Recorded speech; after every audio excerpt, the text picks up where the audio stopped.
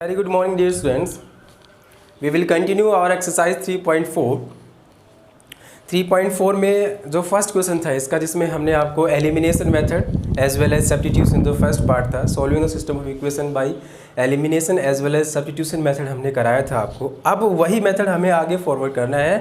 बस डिफरेंस ये है कि पहले जो फर्स्ट क्वेश्चन था उसके जितने भी पार्ट्स थे उसमें हमें डायरेक्ट सिस्टम ऑफ इक्वेशन दिए गए थे, लीनियर इक्वेशन हमें डायरेक्ट दी गई थी।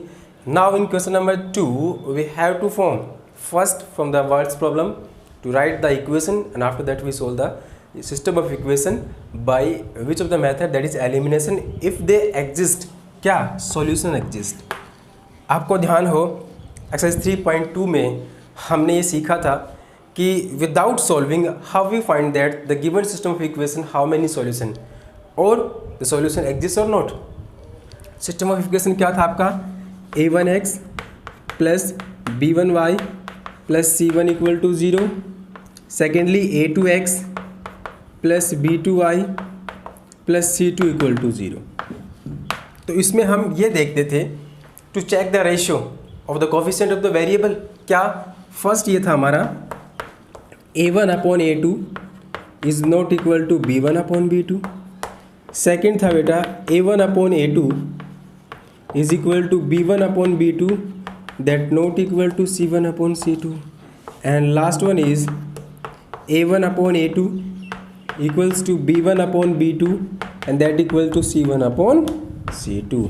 first one solution, exactly one solution, secondly no solution, and third one infinite number of solution, infinite solution, because they representing intersecting line, they representing parallel lines, and they representing coincident line, right? Intersecting line, the two line intersecting only one point, that's why the solution, how many solutions are there, one solution। parallel lines never meet, और नहीं मिलेंगी जिसका मतलब solution भी नहीं होगा, that's why no solution। and superimpose the consonant line, they overlap to each other, there are infinite number of points are common, that's why infinite solution। it means without solving, by checking the ratio of the coefficient of the variable, we will find that the given system of equation of line has solution exists or not, right? हम ratio check करके हम बता पाएंगे कि क्या दिए हुए system of equation का जो हम यहाँ लिखने वाले हैं उनके सॉल्यूशन है या नहीं है। अगर नहीं है तो हम उसको वहीं छोड़ देंगे, और है लिखा है क्लियरली इफ़ दे एग्जिस्ट, क्या कहता है, from the pair of linear equation in the following problems, following problems जो हम अभी लिखने वाले हैं जो क्वेश्चंस में दिए गए हैं, एंड फाइंड देयर सॉल्यूशन, उनके सॉल्यूशन निकालिए if they exist by which of the method, this is elimination method, right. Please open your book, exercise 3.4, question number 2 and its first part। क्या कहते हैं, if we add 1 to the numerator and subtract 1 from the denominator, अगर हम किसी fraction में से 1 numerator में add कर दें और 1 सब्ट्रैक्ट कर दें उसके डिनोमिनेटर में, ए फ्रैक्शन रिड्यूस टू 1, जो फ्रैक्शन है आपकी वो रिड्यूस हो जाती है, यानी कम हो जाती है 1 से।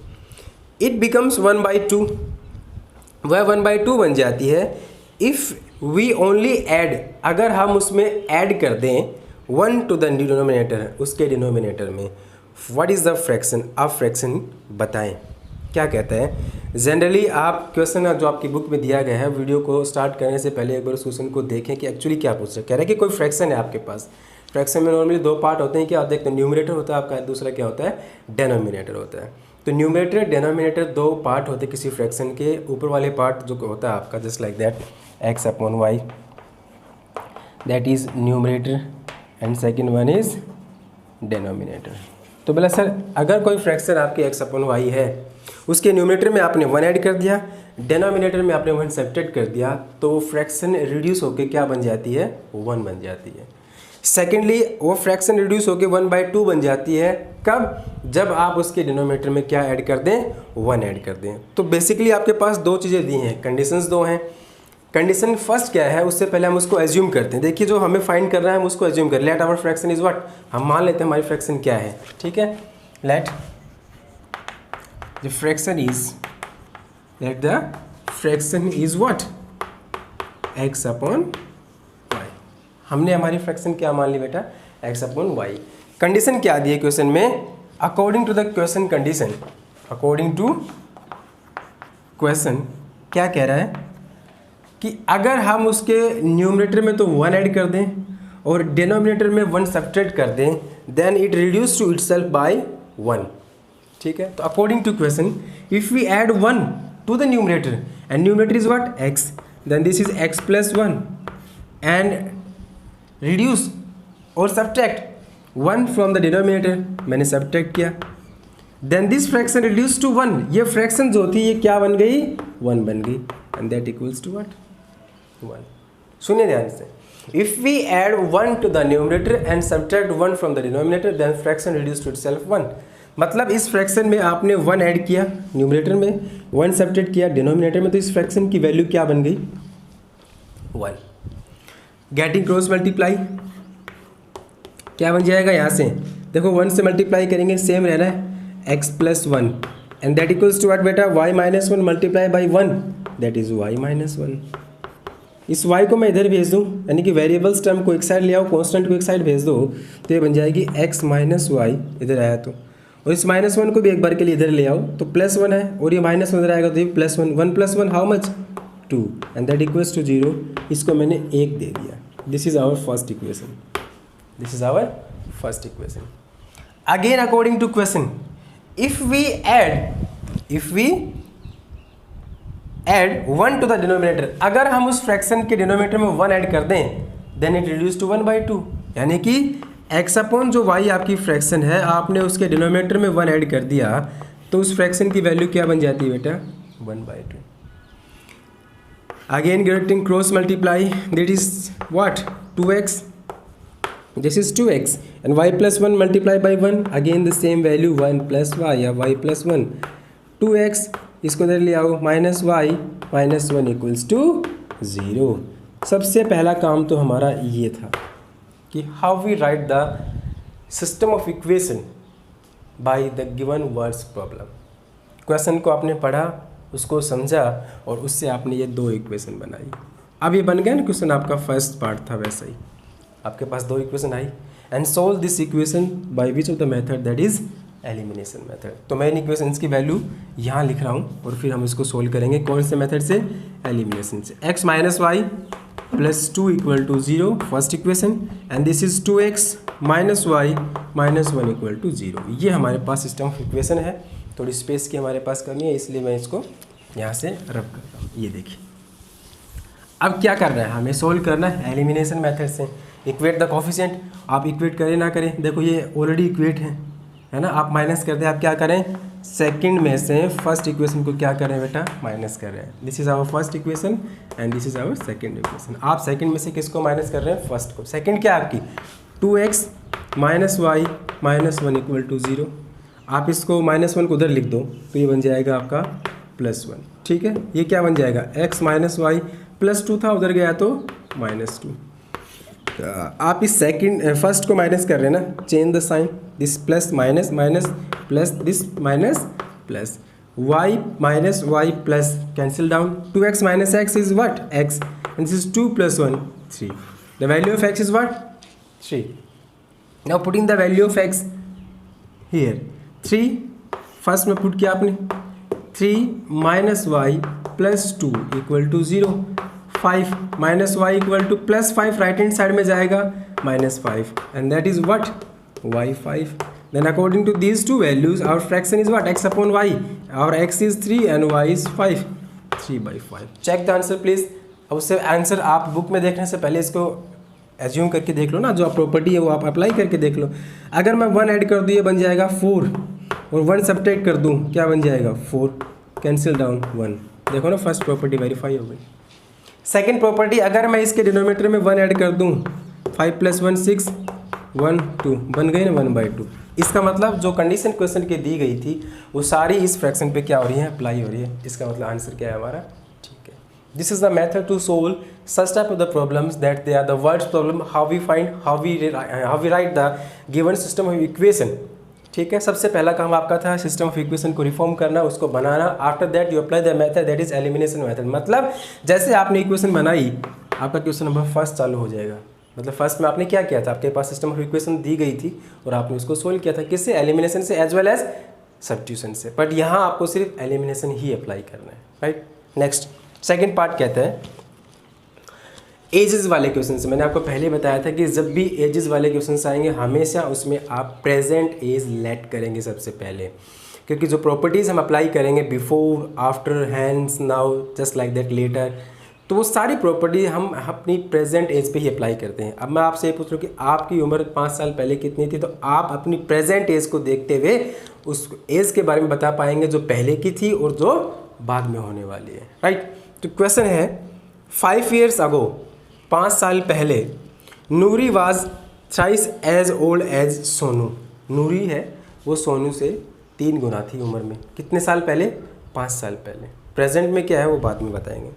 10 years later, 10 साल बाद, Noori will be twice as old as Sonu. 10 साल बाद जो नूरी है वो सोनू से कितनी हो जाएगी, 2 गुना हो जाएगी।